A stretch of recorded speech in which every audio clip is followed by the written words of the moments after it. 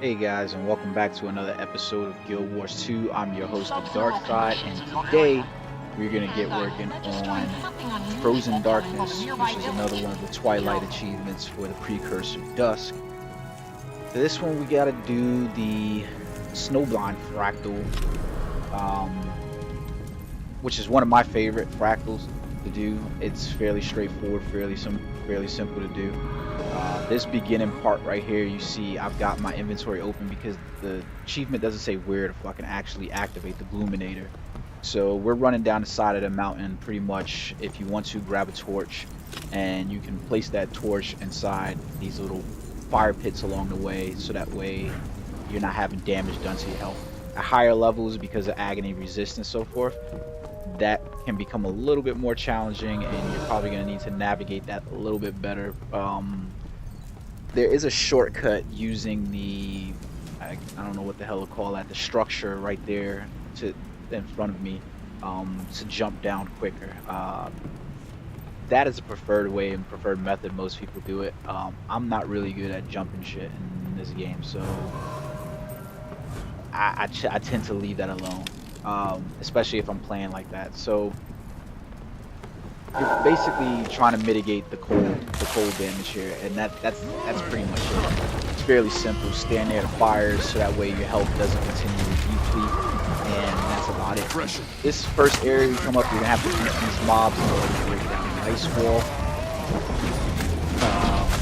and it's pretty straightforward. This is not the area where you're gonna use Gloominator, so you can skip past this part and not have to worry about that. I'll return the favor. Once you beat these guys, you're gonna have to move further down, and this is where it's gonna get harder at high levels.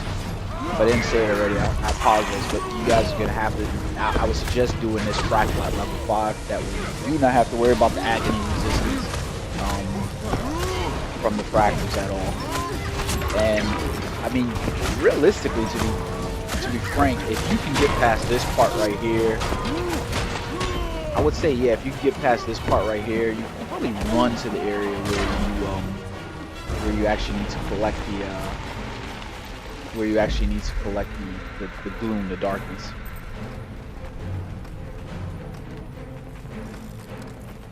Because this is the next part where we got to defeat this ice source, and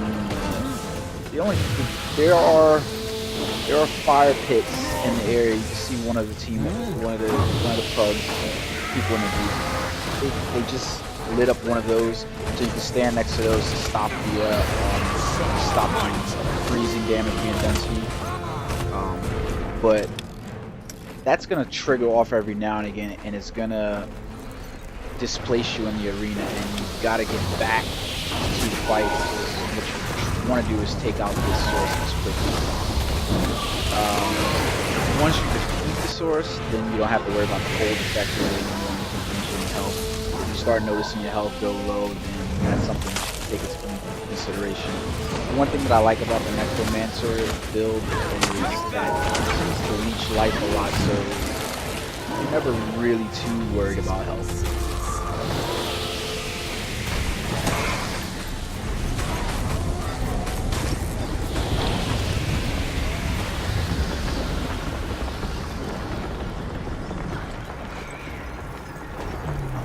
Now, you see we defeated the ice source, the elemental source right here. And what we're going to do is we're going to continue on into this forest. We're going to do a little Red Riding Hood run right here. And I guess this is the part right here where you're going to want to collect the darkness. Now, most people just run past this area and they just literally skip it. So if you have like a Mesmer or something like that, really easy to just skip this area and the veteran mobs that are going to be in here at higher levels and so forth. But you want to make sure you collect the darkness that's inside this forest, and I guess that's what they mean by darkness. See there that I collected it, so I'm good to go now. There is a path that you can take. You know, there's like an optimal path that you can take inside the Snowblind Fractal in order to avoid all these guys. The path that I took right here isn't quite it, but it pretty much involves running along the right side of that map throughout until you get to this point where you're just gonna make a mad dash straight to the actual extraction point. So now you're gonna have to go fight the shaman, and it's pretty much a pushover, but it's a pretty straightforward battle. All you have to do is stack and attack, and when you see the red rings on the floor up here, make sure you dodge out the way. Otherwise, it's a pretty straightforward battle, not much to do. He'll teleport every now and again. There's a bug where he can die while he's teleported on top of one of the platforms. I think you'll see that in this video. But there you guys go. We've got our Twilight and we've got our Frozen Darkness. And until next time, guys, enjoy. Hope you have fun.